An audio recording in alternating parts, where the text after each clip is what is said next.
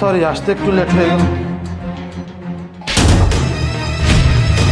কি ব্যাপার, ওরা নিচে বসে খাবার খাচ্ছে কেন? তুমি ওদের জন্য আমার গায়ে হাত তুললে? ব্যাস, অনেক হয়েছে। ওরা নিচে বসে থাকবে কেন? ওরা কেন নিচে বসে খাবার খাবে? ওদের জায়গা ফ্লোরে, তাই ওদের ফ্লোরে খেতে দিয়েছি। ওরা কামলা, ওদের কি টেবিলে বসে খাওয়ার যোগ্যতা আছে? ওদের যদি টেবিলে বসে খেতে দিই তাহলে কি আমাদের স্ট্যাটাস থাকবে? স্ট্যাটাস? কোন স্ট্যাটাসের কথা বলছো? হ্যাঁ, আজকে আমার এই যে স্ট্যাটাস কাদের জন্য জানো? এই কামলাটার জন্য। নিজের জীবন নিয়ে কিভাবে চলবে হিমশিম খেয়ে যাচ্ছিলাম। আমার বোনটা মারা যাওয়ার পর এই দুলাভাই আমাকে নিজের সন্তানের মতো করে মানুষ করেছে, মাথার ঘাম পায়ে ফেলে রোজগার করেছে। নিজে কখনো ভালো কিছু খায়নি, আমাকে খাইয়েছে। নিজে কখনো ভালো একটা পোশাক পরেনি, আমাকে পরিয়েছে। সবসময় ভেবেছে কিভাবে আমি মানুষ হব। আর সেই মানুষটাকে তুমি নিচে বসে খাবার খেতে দিয়েছো। যে মানুষটাকে কামলা বলে গালি দিচ্ছ, সেই মানুষটার জন্য আজকে আমার এই পজিশন। এই যে তুই আমাকে বিয়ে করেছিস, তোর বাবা ভাইরা কি দেখে আমার সাথে বিয়ে দিয়েছে জানিস? আজকের এই পজিশনের জন্য আমার সাথে বিয়ে দিয়েছে। আর তোর এত বড় সাহস, তুই তাদেরকে নিয়ে এমন কথা বলিস? চুপ করো তুমি। তোমার যে বোন মরে গেছে তার স্বামী আর তার মেয়েকে নিয়ে এত আগে খেতে আমার ভালো লাগে না। ভাইজান, আপু তো ঠিক কথা বলেছে। তাছাড়া আমাদের একটা লেভেল আছে না? তাছাড়া আমরা যদি এই চাষাদের সাথে একসাথে বসে খাই, আর এটা যদি আমার কোনো ফ্রেন্ড সার্কেল জানতে পারে, তাহলে তো আমাদের মান সম্মান থাকবে না। এই চামচার ঘরের চামচারা, এত বড় বড় কথা বলছিস কেন? হ্যাঁ, আমার বাড়িতে বেড়াতে এসেছিস, সম্মান দিচ্ছিস, সম্মানটা নিতে শেখ। আমার দুলাভাইকে নিয়ে একটা বাজে কথা বললে তোদের দুজনকে এখানে জানতে পুঁতে ফেলবো। তোরা নিজেরাই তো থাকিস ঘর জামাই, আবার এত বড় বড় কথা আসে কোথা থেকে? হ্যাঁ, বাহ, অনেক শখ করে মেয়ে জামাই বাড়িতে এসেছিলাম পিঠা খেতে। আমরা সবাই মিলে পিঠা খাবো, কিন্তু এই জামাই বাড়িতে না আসলে আমি বুঝতেই পারতাম না আমার ছেলেরা এবং আমার মেয়ের মন মানসিকতা এমন। কি বললি? কামলা? আজ এই কামলার জন্য কামরুলের এই পজিশন। কামরুলের বোন মারা যাওয়ার পর থেকে কামরুলের এই দুলাভাই কামরুলকে কোলে পিঠে করে সন্তানের মতো মানুষ করেছে, তাকে লেখাপড়া শিখিয়েছে। আজ তুই কি বললি তাদের কামলা? তাদেরকে তুই এই যে পোড়া পিঠা খেতে দিয়েছিস? ছি ছি ছি, আমি যে তোদের মা আর তোরা যে আমার সন্তান, এ কথা ভাবতেও আমার লজ্জা হচ্ছে।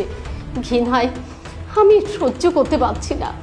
ছি, লজ্জায় আমার মাথা কাটা যাচ্ছে। আমি আর এক মুহূর্ত এখানে আমি থাকবো না। আমি এখান থেকে চলে যাব। মাও, ওভাবে বলবেন না। ছোট ভাইটিকে আমি অনেক কষ্ট করে মানুষ করেছি। আমার শ্বশুর শাশুড়ি যখন মারা যায়, তখন আমার স্ত্রী ওকে আমাদের বাড়িতে নিয়ে যায়। আমি খেয়ে না খেয়ে ওকে আমি মানুষ করে তুলেছি। আমি ওকে কখনো বাবা মায়ের অভাব বুঝতে দেইনি।